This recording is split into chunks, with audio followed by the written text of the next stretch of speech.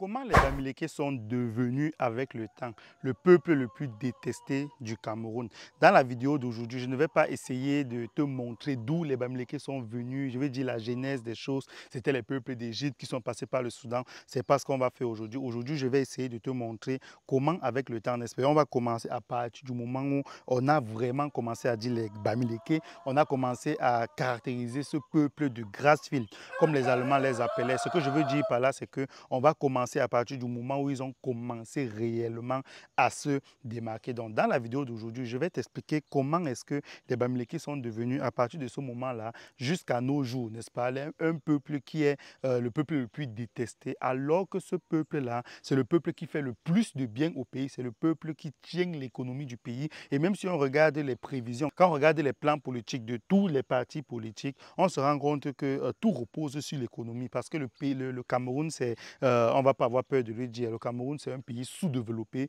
et c'est normal que le plan politique de chaque parti politique soit orienté vers l'économie. Maintenant, quand on regarde comment ils développent, c'est là quand on regarde comment ils souhaitent, n'est-ce pas, atteindre leurs objectifs, on comprend que le mindset qu'il faut avoir pour atteindre ces objectifs-là, c'est le mindset des Bamileke. Et en même temps aussi, les Bamileke, c'est le peuple qu'on déteste le plus au Cameroun. Donc, dans la vidéo d'aujourd'hui, je vais t'expliquer comment est-ce qu'on en est arrivé là. Et j'appelle tous les Camerounais à m'aider, n'est-ce pas, à compléter l'histoire, à écrire ce qu'ils savent des Bamileke dans les commentaires pour m'aider aussi à mieux expliquer ce que je veux dire à tous les autres Africains, à tous les abonnés de cette chaîne. C'est parti.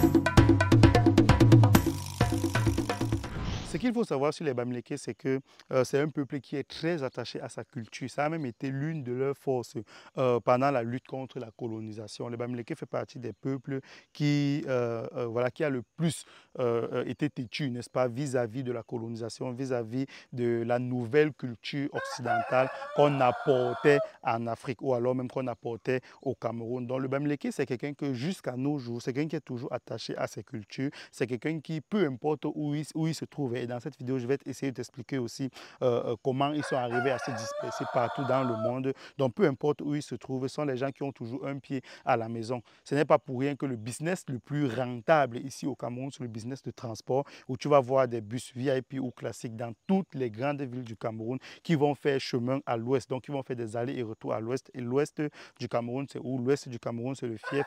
C'est la terre même des Bamileke. Donc, ce sont des gens qui, peu importe leur degré de richesse, ils vont toujours rentrer à la maison. Donc ça, c'était un point qui caractérisait leur attachement à leur culture.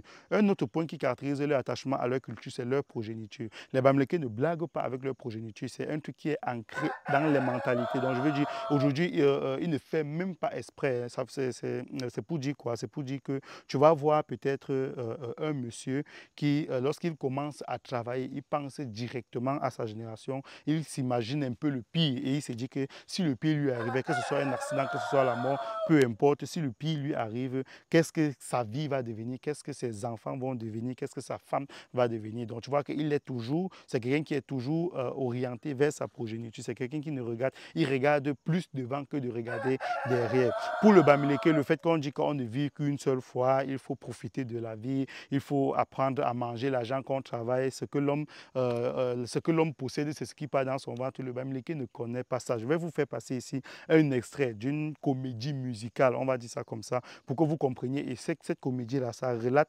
exactement la réalité. Bon, aujourd'hui, ce n'est peut-être plus forcément trop le cas, mais ça relate exactement la réalité de tous ces hommes milliardaires-là qui sont Bamileke et qui tiennent l'économie du Cameroun. Ils ont dit que j'ai vendu mon père, ils ont dit que j'ai vendu ma mère. Parce qu'ils m'ont vu rouler dans ma Porsche. Ils étaient où quand je travaillais dans ma Porsche, chérie? Et m'allait, j'avais la rage. Les poulaillers, l'élevage, les quincailleries, les garages. Jamais fatigué, jamais fatigué. Et Papa Fokou m'avait dit d'investir. Papa Kaji m'avait dit investir. Ne fais pas comme les enfants du tournage. Ne tombe pas dans l'alcool et les bêtises. Faut investir. Faut réfléchir. Bamileke, l'argent va nous tuer. Comme un bon Bami, je ne dors pas la nuit. Je réfléchis comment investir. Je fais mes tontines un peu partout. Après on va m'accuser de sorcellerie. Comme un bon Bami, je ne dors pas la nuit. J'ai réfléchi comment investir. Je fais mes tontines un peu partout. Après on va me guider, ça c'est le nier. Je ne donne pas mon argent aux filles. Je ne carotte pas moi les idées. On dit que je suis chiche. Je m'en fous, je fais mon bénéfice. Je fais mon bénéfice. Ce que le jeune homme a chanté dans sa musique, c'est la vérité. Ça veut dire quoi? Ça veut dire que le Bamileke, c'est quelqu'un qui il économise beaucoup, n'est-ce pas? C'est quelqu'un qui il est plus axé sur créer beaucoup d'entreprises et multiplier ses sources de revenus. Ça veut dire que si aujourd'hui, par exemple, tu lances un business comme le mien, qui est par exemple la ferme, et d'ailleurs, je t'invite, si tu es nouveau sur cette chaîne et que le business d'élevage de porc t'intéresse, parce que c'est ça qu'on fait ici à l'intérieur, n'hésite pas à nous contacter pour, voilà, pour nous poser tes questions, pour savoir si on peut t'aider. On a aussi mis à ta disposition une formation en ligne, une formation complète qui va te permettre de bâtir ce genre de business, de bâtir ce genre de bâtiment où les bêtes se sentent à l'aise. Ça aussi, c'est, on va dire, ça aussi, c'est un point qui caractérise les Bamileke, parce que le bâtiment que vous voyez derrière moi, c'est beaucoup de sacrifices, énormément de sacrifices et même de moqueries de ma part, parce que lorsque je me sacrifiais, lorsque je me privais, lorsque je vivais en dessous de mes moyens, certains se moquaient de moi, d'autres me fuyaient même, et surtout les femmes, n'est-ce pas, qui me fuyaient et qui pensaient qu'avec moi, il n'y avait pas d'avenir. Et aujourd'hui, quand on voit le résultat derrière, on se dit que mais le gars là, qu'est-ce qu'il a fait, comment est-ce qu'il a fait, comment est-ce qu'il est devenu, il est impossible d'économiser autant d'argent en si peu de temps, parce que oui, j'ai économisé, l'argent que j'ai économisé, c'était en 1 an et demi pour pouvoir construire ce bâtiment. Donc voilà, c'est aussi ça qui caractérise le Bamileke que je suis et les Bamileke dont je vais vous parler dans cette vidéo. Donc du coup, lorsqu'ils vont économiser comme ça, ils vont maintenant, la prochaine étape, c'est de chercher un moteur, n'est-ce pas, pour accélérer leur investissement. Parce qu'il va économiser, il va mettre son argent dans un business. Et après, maintenant, lorsqu'il maîtrise le business, lorsqu'il a fait assez d'économies, il faut maintenant un levier financier pour pouvoir passer à une plus grande échelle dans son business. C'est là où les tontines viennent, entrent en jeu. Les Bamileke sont les gens qui, financièrement, je veux dire même l'éducation financière, c'est quelque chose qui est tellement important et tellement maîtrisé par ces peuples-là qu'eux, ils ont créé eux-mêmes leur propre système de banque.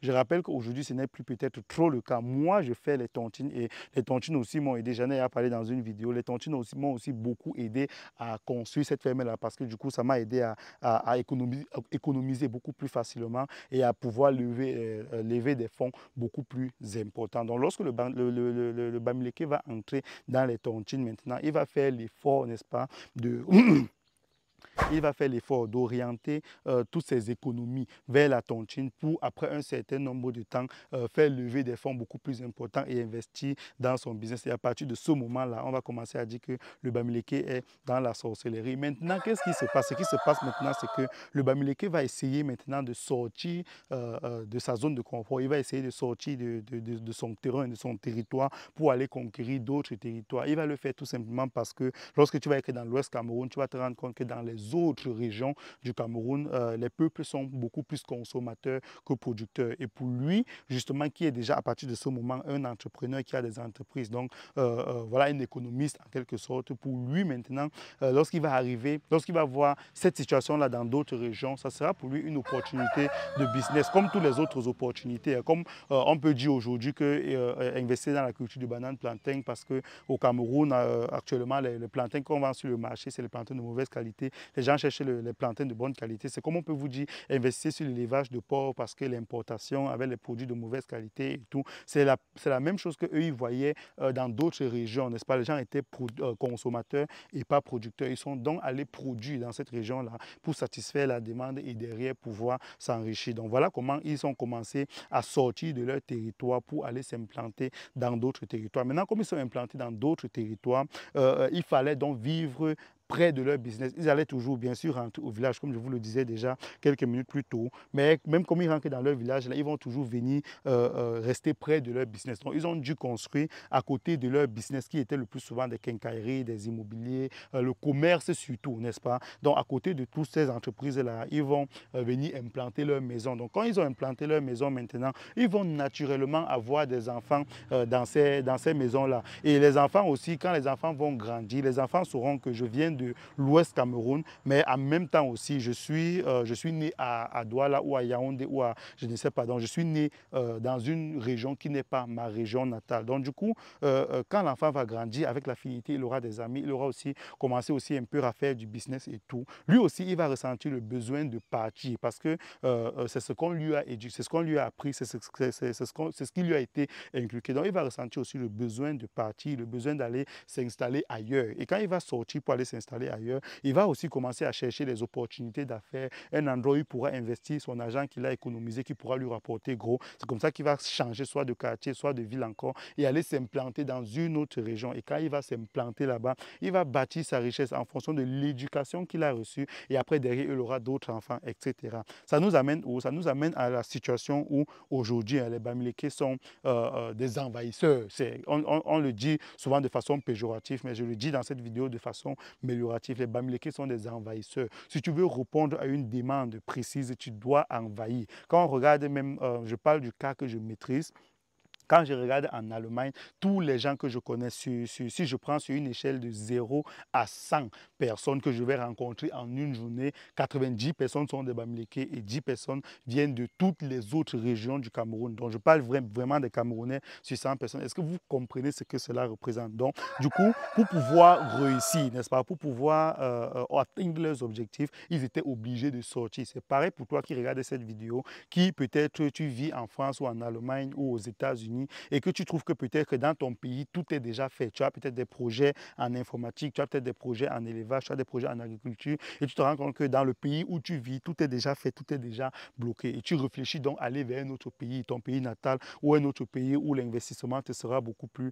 favorable. Donc tu vois, c'est les mêmes esprits que les autres peuples qu'on appelle les Bamileke ont eu, sauf qu'ils étaient beaucoup plus nombreux, ils le faisaient beaucoup plus en masse, et ça a contribué à ce que aujourd'hui dans le Cameroun, ils sont partout.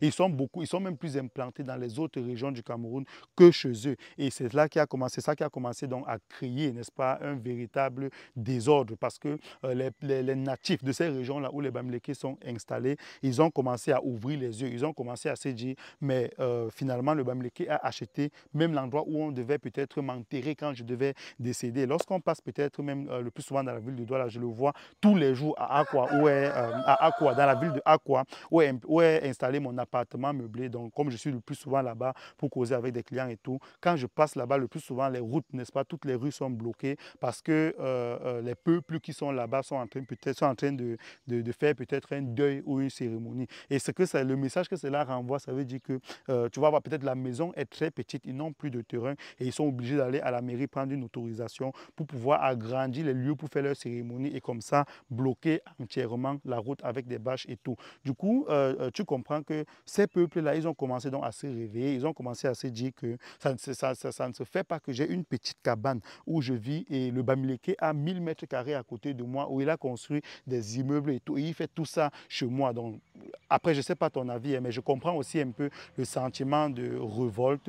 Mais la situation aujourd'hui, c'est quoi? La situation aujourd'hui, c'est que tu as des hommes politiques ou bien des analystes politiques, je ne sais pas comment on les appelle. Je vais te mettre un extrait après mon argumentation. Tu as ce genre de personnes qui mettent la pression à la politique. Comprends-moi très bien. Ils mettent la pression à la politique pour qu'on chasse les Bamileke. Donc, ça veut dire qu'ils veulent qu'on annule le titre foncier de tous les Bamileke dans les régions où ils ne sont pas originaires et qu'on les renvoie tous chez eux. Je ne sais pas si tu comprends ce que cela veut dire. On dit que le monde est devenu un village planétaire. Ça veut dire quoi? Actuellement, en Allemagne, c'est aussi un sujet qui est en train de chauffer. Actuellement, en Allemagne, on a un parti politique qui est déjà aussi en train de prendre vraiment le pouvoir, qui veut renvoyer tous les étrangers chez eux. Il veut que tous les étrangers rentrent dans leur pays natal. Bon, moi, le Bamileke, par exemple, on va me chasser en Allemagne, je vais rentrer dans mon pays natal, le Cameroun. Si je rentre dans mon pays natal, le Cameroun, je vais peut-être venir vivre à la ferme. J'ai investi ici à la ferme et on a une grande maison juste là à côté. Ça, c'est le fruit de mes efforts, c'est le fruit des sacrifices.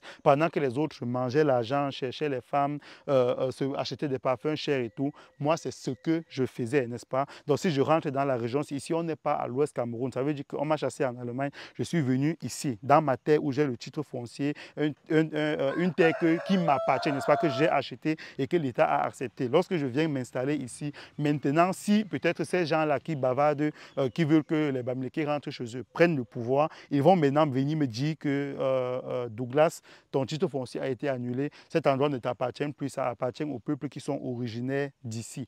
Et je vais comme ça, donc vous savez qu'on m'a chassé de l'Allemagne, je vais rentrer, arriver ici, on va encore me chasser ici, je vais rentrer peut-être maintenant dans mon village ou bien dans ma région qui est l'Ouest Cameroun. Et même là encore, tu vas voir peut-être encore des petites guéguerres entre des quartiers où on va dire que ceux qui sont de l'autre côté de l'eau, vous devez rester de l'autre côté de l'eau, ceux qui sont...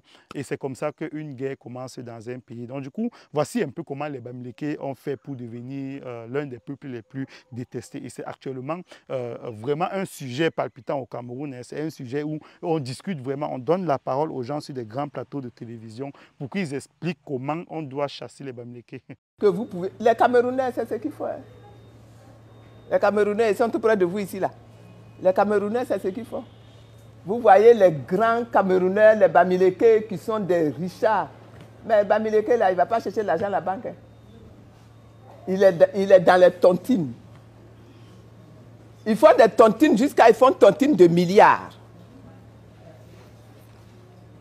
Donc je pense que ça, c'est une éducation qu'il faut avoir. Il faut changer l'esprit là, changer les mentalités. Changer les mentalités. Et que si vous faites ça, ça peut également être un moyen de vous en sortir.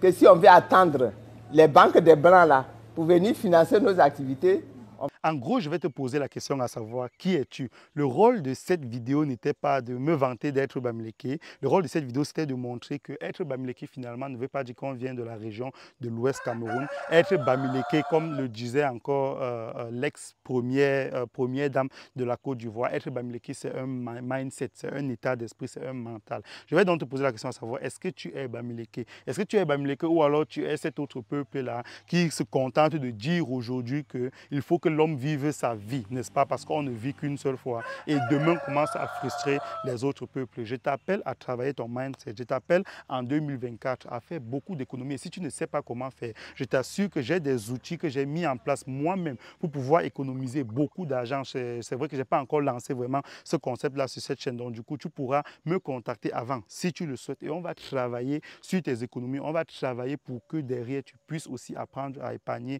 beaucoup d'argent. Donc je t'invite vraiment en 2024 faire beaucoup d'économies. Ce projet-là que tu as dans ton armoire, que tu ne fais que repousser, je t'invite vraiment à le sortir et à commencer à travailler là-dessus. Si c'est la ferme porcine, n'hésite pas. Si c'est pour faire des économies, si c'est pour la culture de bananes plantains, si c'est pour tout projet en Afrique, n'hésite pas à m'appeler parce que je suis persuadé que je vais t'amener beaucoup trop loin. C'était Douglas Fokam. Je vous demande de vous abonner si la vidéo vous a plu et je vous donne rendez-vous dans une prochaine vidéo sur Réalité Afro Business. Ciao.